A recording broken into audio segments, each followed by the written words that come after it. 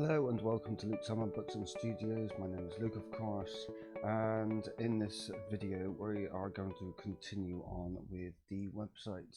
I'm actually going to be using a server router in this video, so a lot of the Ajax and JavaScript based routing that we were doing is now going to be moved into the server. At least that way we can also work with using the headers and the footers inside of the server as well, and we can generate CSS, and we can also generate appropriate metadata, titles for the document, etc. So it's just a much better and cleaner way of managing all of those descriptions. So without further ado, let's get started. Okay, this is not going to be my usual tutorial series because unfortunately I had done quite a few recordings and prior to making this one, and it was just a huge amount of comedy of errors on my part, just constantly using DuckDuckGo to figure out what the hell was going on with things like simple things like file system.exists to check if a file exists. And because of the nature of Apache and PHP, you're probably wondering, well, how do you check whether a file exists? Well, it should be as simple as using, let's say, a relative path, right? Well, it's not as simple as that, because you have to take into account the fact that when you do your relative paths, you have to take into account your calling code. So in here you've got calling code, like say in here for example, and depending on where your calling code is, you have to work out how many times out you need to go out of folders until you finally reach the root folder. So at that point I thought, well, you know what, it's probably best to actually start using absolute paths. Now, the initial idea was to get the actual server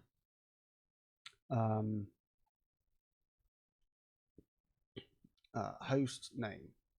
So I tried that and that didn't work.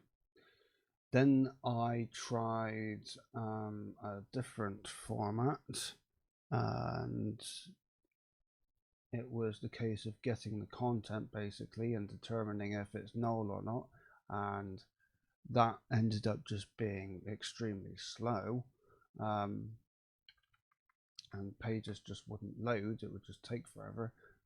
So I didn't do that. I eventually found an article online that showed me this, and it just proves without a shadow of a doubt that, you know, my skills in PHP is a little rough around the edges. I mean, I have skills in PHP, otherwise I wouldn't be able to produce these tutorial videos otherwise, but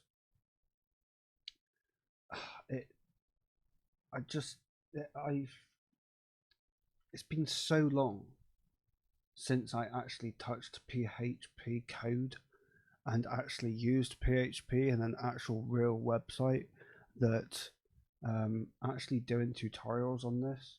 I mean, I thought it would just be easy with Haxe, you know, but clearly not. But I ended up settling with this. So instead of doing my usual tutorial video, which is actually going through the stages and actually typing things as we go, I'm actually going to go through the entire process of what I've done and explain to you what each of these lines are doing. So first things first, before all of the drastic changes occurred, the index.php file had quite a lot of HTML files. So the first thing that I did before all the recording, before I decided to go around deleting all the recordings, was I separated the header and footer into separate files inside of this pages directory. So now we've got two of them. we've got a header.html file, and we've got the percentage tags, as you can see, a document title. So basically, when we actually come to using our server, we will parse into here the title that we want to use to display at the top of the tab, followed by the description of the page and any additional keywords that we might want to add onto that. Everything else is the same as it was. I did get rid of the div content ID because I felt that it wasn't really necessary, and with the footer as well, that was, well, this basically. So again, it was just a case of cutting and pasting into another separate file there. I've also added another file called notfound.htm, which is wrapped around inner panel, and that basically just says 404 not found, the page you requested does not exist. That is literally it. And so what we end up doing is inside of, if we were to take a look at this page, for example, so we're getting the news.htm here, we can navigate to books. We are loading books. Obviously this doesn't quite look right for obvious reasons. We'll fix that later. Projects, again, these things, those are relative paths. They're not supposed to be relative, but yeah, whatever, that'll do. Whatever, doesn't really matter. And about as well, simple about page, and of course that was marked down. So again, originally we had all of these, all of this stuff inside of the JavaScript, sort of a hash-based router in JavaScript.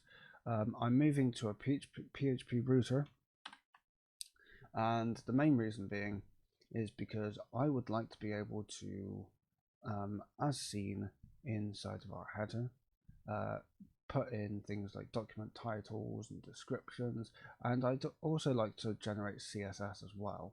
And the reason why I want to generate CSS is for the cases where we are using the background URL and where we've got classes like, let's take a look at projects, for example, where we've got classes like this, for example, project art1. So we would want to generate that on the fly instead of having to manually add additional classes into here. So all of this stuff here, for example, this would be a template that we would grab, and we would then get the URL, right? And I'm not going to have that relative. I'm going to have that like that. In fact, I don't really need to do that, to be fair, but whatever, it's fine.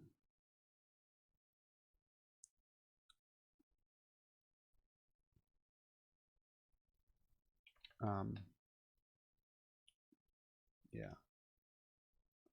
Ability, yeah, it's not even appearing now, but anyway, point being, I'm going to be moving this stuff out of the CSS file, and so let's go to the actual code and take a look at what has actually happened since the errors that I had been doing. So inside the JavaScript router, technically I can actually get rid of this because I don't need that anymore, and I can, in fact, I can just get rid of this entire router function, because I'm not going to be using that anymore, and I'm not going to be using any of that, and I'm not going to be using any of that, funnily enough.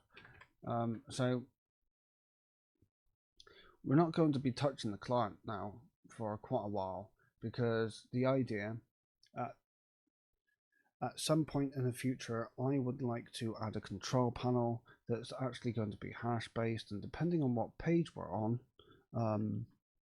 inside of our side screen, so depending on what page we're on, will depend on whether or not we even load a control panel or not for that page, and that would be hash based. So yeah. Excuse me. Okay. So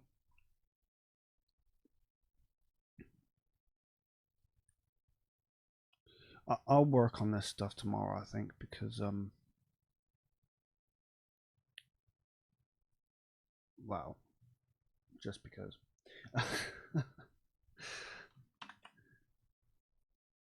It's just been a comedy of errors.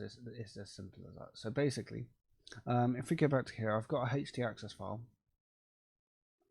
and basically, I want to make sure that if there is a file or a directory that exists based on the parameter that we have put inside of our URL, then we do not want to process this rewrite rule. If it so happens that no file or directory exists, then process this rewrite rule. So we are passing any character,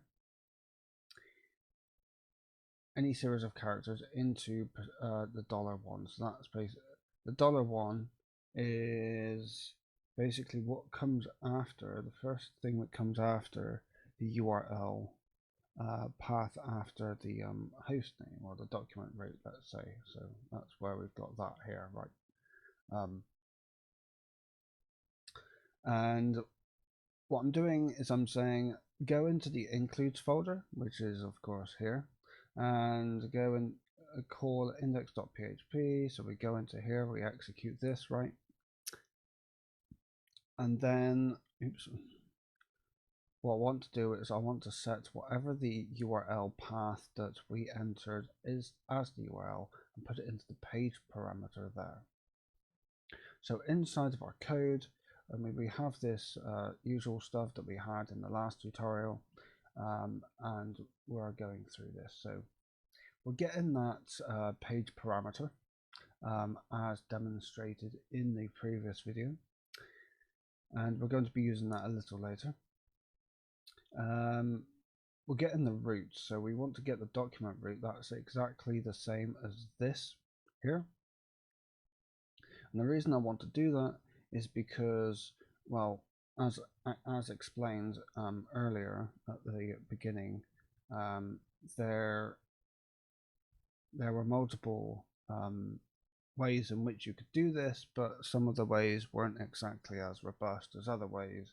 So this seems to be the best way to do it, and that is to get, and this is basically, we want to use absolute paths because we don't want to get run into any errors when we start using things like file.getContent or file system.exists, etc. And we are adding a / because there's no /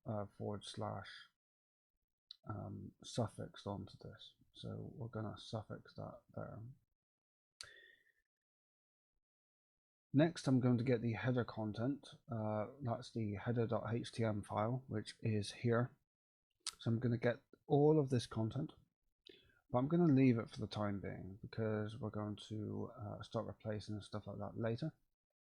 Next, I'm going to split this page parameter with /.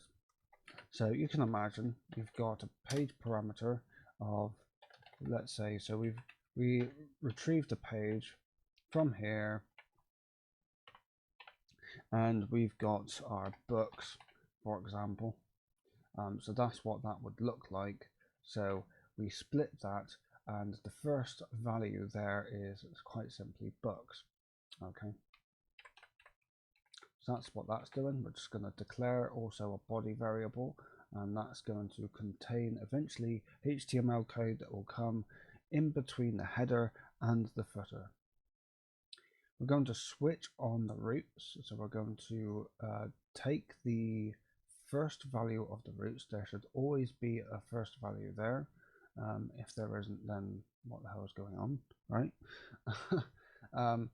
And so the default is if the path is roots, so we're taking that roots value, right? And if the first value of roots is empty, then we're going to make the path news. So we want to make sure that even if the roots is empty, because this is default anyway, so it's going to pass through the default regardless, because we have no actual case statements. We'll deal with case statements a bit later. So in the case of news, what I'm doing is I'm saying, we'll figure that bit out a bit later.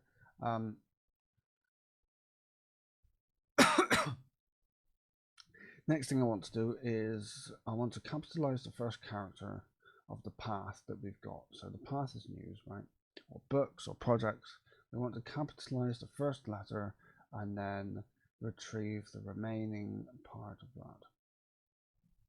Then we are assigning path once again with the root, so that's the document root, followed by the pages/path. Now we don't have any extensions to that, but we're going to add that in a minute. Next, we're going to get our header content, and we're going to replace our document title with whatever the page name is, followed by this.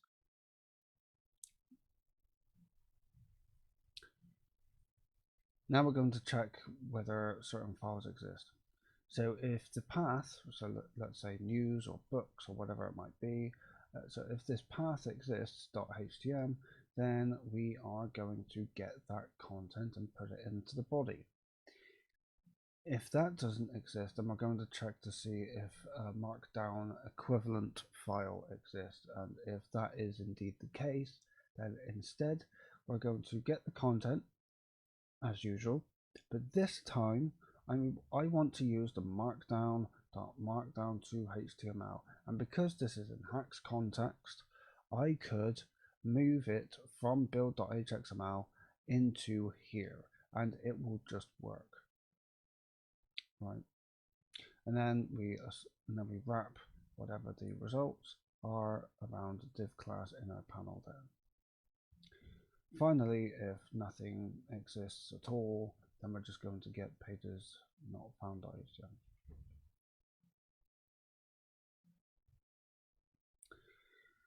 Then we're going to replace some more things: description, a personal blog, and information about the works of Luke Selwyn. We'll expand on that a bit later. Additional keywords, same again.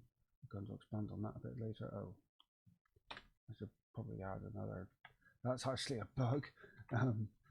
That shouldn't have happened. And then we're printing it onto the, so we're basically echoing header content body, and we are also then finally getting the footer there. So as you can see, we're not actually interacting with the database in any way. We're going to work with that a bit later on. So I apologize for the lack of an actual tutorial. This was more the case of explaining what I've done rather than actually taking you through the tutorial as I code, which is a little unfortunate, mainly because I didn't exactly want to post all of those videos which were literally just a comedy of errors. I wasn't overly keen on it.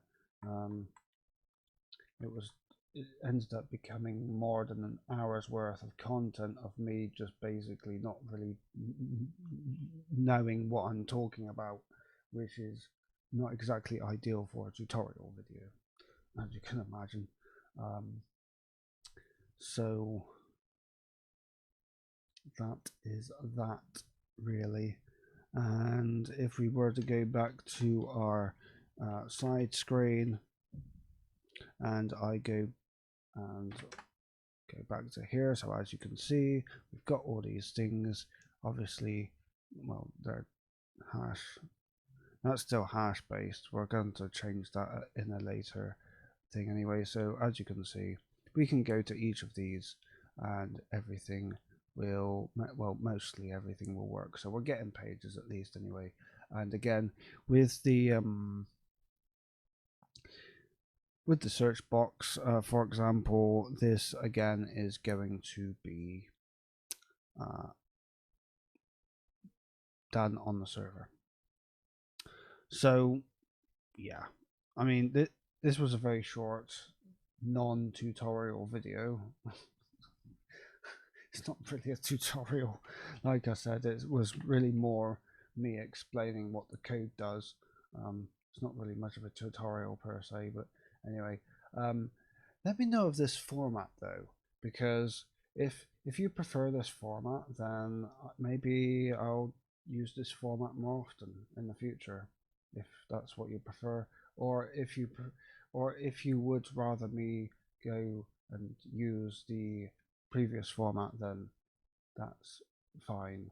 And from now on, I can be sure that any hack specific stuff that I do, which I have indeed done in the past, and I haven't required the use of DuckDuckGo every 5 minutes. Um, I can do without a comedy of errors. So, yeah. Thank you very much for watching. Hope you enjoyed this fairly short tutorial video ish, and I will see you next time.